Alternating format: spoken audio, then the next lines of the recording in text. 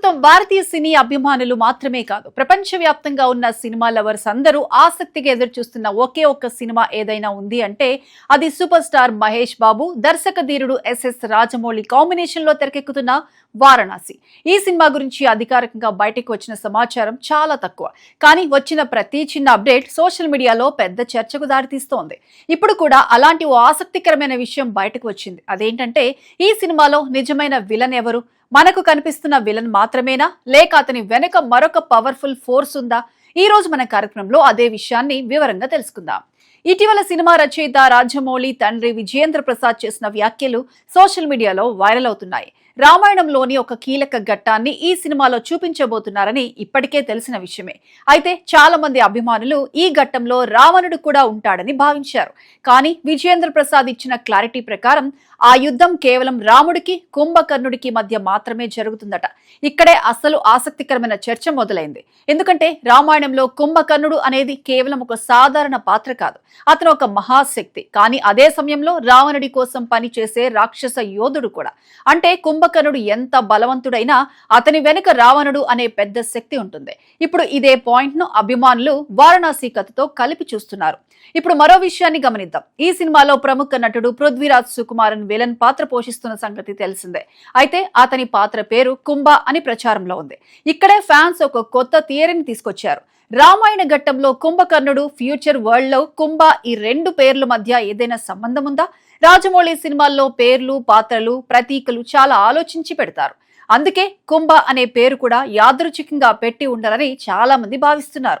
ఒకవేళ కుంభ అనేది కుంభకర్ణుడికి ప్రతీక అయితే అతని వెనుక కూడా ఇంకో పెద్ద విలన్ ఉండే అవకాశం ఉందా అనే ప్రశ్న ఇప్పుడు సోషల్ మీడియాలో ట్రెండ్ అవుతోంది. ఇదే కుంభ పాత్ర వెనుక రహస్యమా అనే చర్చ కూడా సాగుతోంది. రాజమౌళి సినిమాలను పరిశీలిస్తే ఆయన ప్రేక్షకులకు కనిపించే కథ కంటే దాచిన కథను ఎక్కువగా ఇష్టపడతారు. బాహుబలిలో కూడా మొదట్లో మనకు తెలిసిన విషయాలు వేరు, తర్వాత బయటపడిన నిజాలు వేరు. ప్రతి పాత్ర వెనుక మరో లేయర్ ఉంటుంది, ప్రతి సంఘటన వెనుక మరో అర్థం ఉంటుంది. అందుకే ఇప్పుడు కూడా అభిమానులు మనకు కనిపిస్తున్న కుంభ పాత్ర అసలు కథలో ఒక భాగమే కావచ్చు అని భావిస్తున్నారు. ఇది నిజమా కాదా అనేది ఇప్పుడే చెప్పలేం. కానీ రాజమౌళి ట్రాక్ రికార్డ్ చూస్తే అలాంటి ట్విస్ట్ ఉండే అవకాశాన్ని పూర్తిగా కొట్టిపారేయలేం.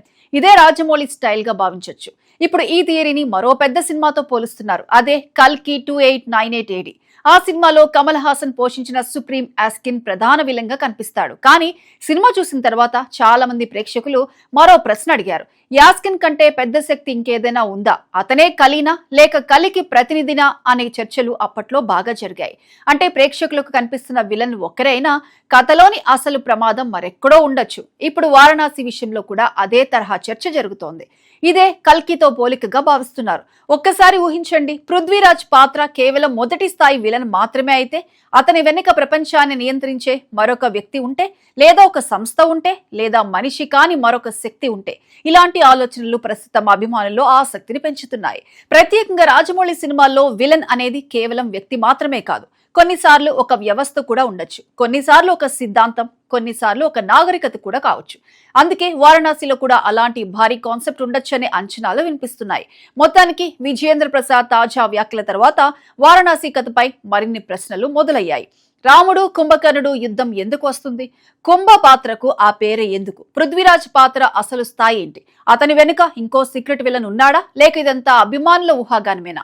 ఈ ప్రశ్నలకు సమాధానాలు దొరకాలంటే మరికొంతకాలం వేచి చూడాల్సిందే. అయితే ఒక విషయం మాత్రం ఖాయం, రాజమౌళి మహేష్ బాబు కాంబినేషన్ పై ఉన్న అంచనాలు రోజు రోజుకు పెరుగుతున్నాయి. మరి మీ అభిప్రాయం ఏంటి? వారణాసిలో కుంభ మాత్రమే విలనా, లేక ఇంకా పెద్ద సర్ప్రైజ్ దాగి ఉందా? మీ కామెంట్స్ మాకు తప్పకుండా తెలియజేయండి.